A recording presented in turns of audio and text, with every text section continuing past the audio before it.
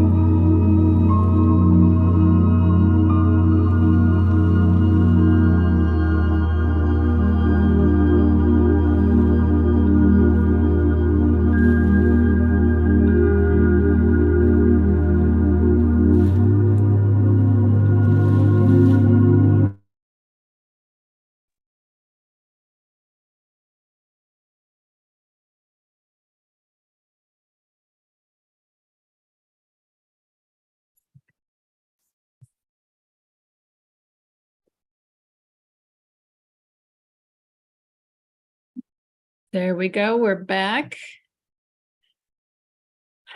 Well, Teri, that was an interesting one. It was an interesting one. Sorry, I had to turn my volume up. Yeah. Yes, very interesting one. Very interesting. So, in big picture, what they were showing us was the micro and the macro. The micro of our living our daily existence. The macro of the big picture, the really, really, really big picture of what else is happening from a much bigger standpoint. And one of the things that they showed us, and this is going to sound really out there for those of you who aren't used to following some of the visuals that we're given, when you go to the airport and you don't want to walk that long corridor, sometimes there's a people mover and like a flat escalator, I guess. So a people mover. So what they showed us was this incredibly long people mover, and people as they are going through their lives on this people mover. The end of the people mover is when you leave your body, right? When you pass away. And so as folks get closer and closer to their end date, if you will, there were some places that they could get off the people mover, go back a little bit further. And we have talked about that aspect of things as endpoints. We've talked about possible endpoints before. And then what we saw was that there were times that almost like rain, almost like a cosmic rain of sorts, that people on this people mover might get like rained on, but like almost stinging, sort of, right? And we saw that as larger forces, larger cosmic forces that could impact us. And some of the examples that we were given was sometimes when people talk about Mercury in retrograde, or they talk about sun flares that mess with technology, or that kind of thing, really the macro coming in and impacting people. And then we saw that some folks had umbrellas that they pulled out and used to shield themselves from whatever this might be coming in. Some of the things coming in felt like isolation or depression or fear. Just like when sometimes you wake up and you go, man, I am feeling really fill in the blank, feeling really sad today, and I don't even know why. Or I'm feeling so isolated and I don't know why. That sometimes it looks like those things come to us from an outer source. And what can we do to shield? That term came up a couple of times, shield ourselves from that.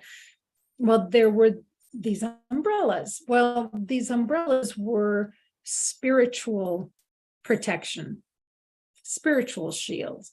And Teri, in our work, we work with the angels and the archangels and the spiritual divinity as our spiritual shields. Do you want to talk about that a little bit and about your blog? Yeah, because this has come up for me quite a bit lately. And, you were talking about how sometimes we're affected and we don't even know what that is. And I was sharing with Ruth, it just happened to me last night. It was so weird that all of a sudden there was this immense sadness, and I didn't even know why, because I have nothing to be sad about. And so it wasn't mine. That was what I was getting last night and in processing this today. But I had shared with everyone on my daily blog that I do when I meet with the angels that I'd had a car accident many years ago. This was like over 40 years ago, where I was, my spirit was lifted out of the car before it impacted, and I was actually watching it from up above. And what the angels had said is, we help you when it's too much for the mind and body to experience by shielding you. And that's what that is, when they shield us from our body watching that impact, watching the very worst that could happen. So, and I thought about so many different ways people die or have these horrible accidents. And I'd always thought about that, like with people falling, especially. It's like, what are they thinking as they're falling maybe from a height? And this just makes total sense that they shield us when we're going through some of those experiences that could be an exit point. So it was just very interesting that that had come up just a couple of days ago. And then you brought it up actually in the meditation, Ruth, that word shield and seeing the umbrella as a shield. But I also like that when we were seeing us there handing out the umbrellas, not everybody was taking them. So not everybody chooses to be shielded from whatever that is they're experiencing. Right. Teri and I saw our work along the people mover, if you will, the work at EWN and speakers, all of Teri's work, all of my work, and the light workers that work with us at EWN as a way station along this people mover. And we were handing out umbrellas, and we had our courses, and we had our books, and all of the different events that we put on here at EWN. And all of those things are available really to anybody. And there's obviously other way stations along the people mover. We're not the only one by any stretch, but we are one. And we saw Teri's ministry of driving across the country, and we know she's going to be in other countries as well here coming up. And the ministry that she's doing in all of those places as stopping along the people mover in different places and providing that peace and trying to help folks understand their own spiritual oneness. And really that strong ministry that she's giving. And then up further toward the end of the people mover, the work that we're doing with Come Celebrate Me Home to support folks spiritually and emotionally as they're going through their own transition. So it was a really interesting observation, this meditation for us today. Really helping to understand how the work that we're doing, and frankly, the work that you all are doing to help support and shield folks with their own spiritual oneness as they go through life. So, Teri, what else would you like to share about that? I think it's awareness for us to be aware when somebody is approaching their exit point. And many times we do know, there's an illness or something that is an indicator that they're at the end. And just being aware of the fact that we're all one and we're all here for each other. And I know, Ruth, you've had several people that have left in the last few years, and you've been there to support. I've been there for many that are just reaching out and asking just for emotional support as they go through that. So that's an umbrella. All of us have that ability to support each other, and we're all going through this together. Ram Dass says we're all just walking each other home.